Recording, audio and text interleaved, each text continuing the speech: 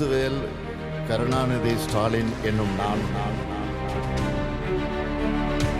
हिंदी திணிப்பை என்றும் எதிர்ப்போம். राष्ट्रभाषा हिंदी है तो क्षेत्रीय भाषा भी हमारी अपनी है, तो सबका सम्मान हम लोग करते हैं. आप अपनी रीजनल भाषा को आगे बढ़ाइए, उसके लिए कौन रोका है? सरल भाषा है जिसको हम पूरे भारत के स्तर पर पैन इंडिया देखते हैं. शायद स्टालिन जी को इस बात का एहसास नहीं होगा.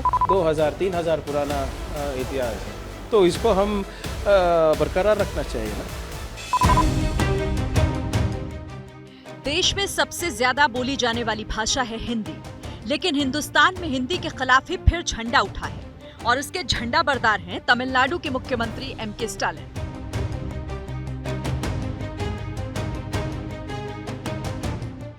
आज स्टालिन का जन्मदिन है.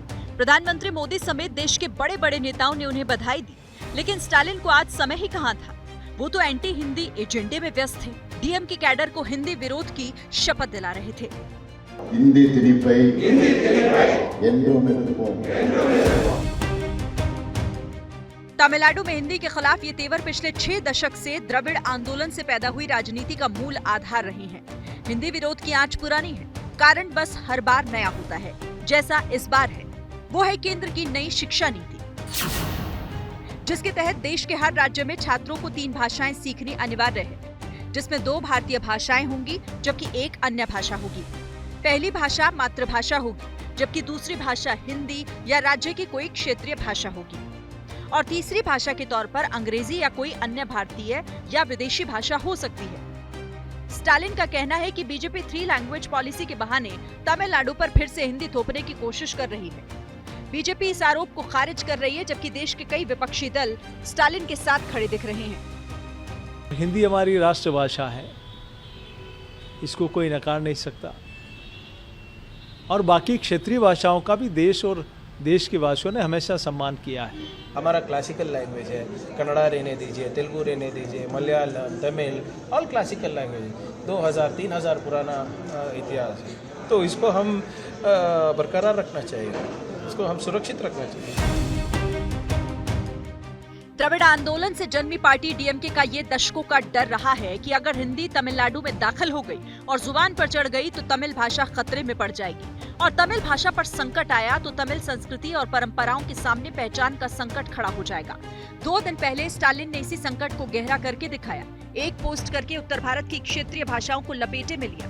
हिंदी भाषी राज्यों का आह्वान करते हुए लिखा, क्या आपने कभी सोचा है कि हिंदी ने कितनी और भाषाओं को निगल लिया?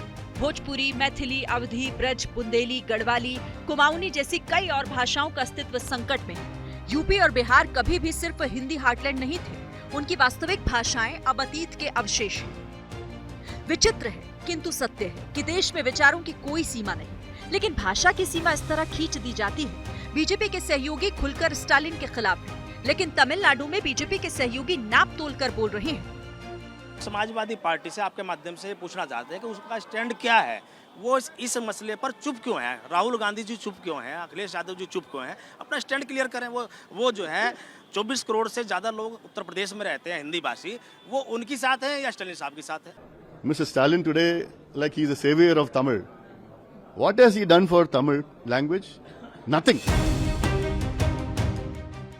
दरअसल हिंदी से द्रविड़ राजनीति के सूरमाओं के डर की एक वजह राजनीतिक भी है. ये राजनीतिक डर है कि अगर हिंदी को स्पेस मिला तो कहीं उसके पीछे पीछे हिंदी बेल्ट के राजनीतिक दल भी तमिलनाडु में न छा जाएं. टाइमिंग ऐसे समझी जा सकती है कि तमिलनाडु में अगले साल 2026 में ही विधानसभा चुनाव होने हैं. पुराने सियासी रिकॉर्ड भी देखें तो पाएंगे कि जब जब राज्य में चुनाव होते हैं, हिंदी विरोध का झंडा अक्सर लहराता देखा गया है. For exclusive and insightful videos, subscribe to our new channel ABP Live Premium.